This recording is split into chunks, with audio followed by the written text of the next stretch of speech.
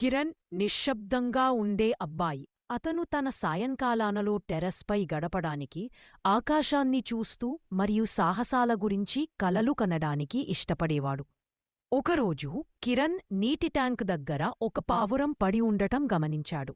దాని రెక్కకు గాయమైంది మరియు దాని చిన్న కళ్లలో భయం నిండి ఉంది. కిరణ్ ఆ పావురాన్ని సున్నితంగా పైకి లేపి దానికి చైతు అని పేరు పెట్టాడు.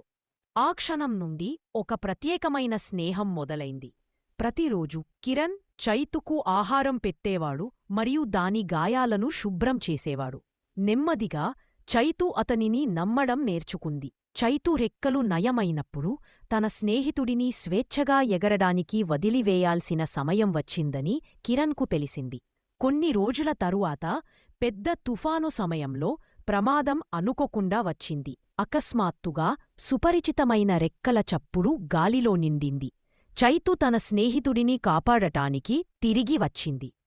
దయ ఎల్లప్పుడూ తిరిగి తన దారిని వెతుక్కుంటుంది, కొన్నిసార్లు రెక్కలతో సహా.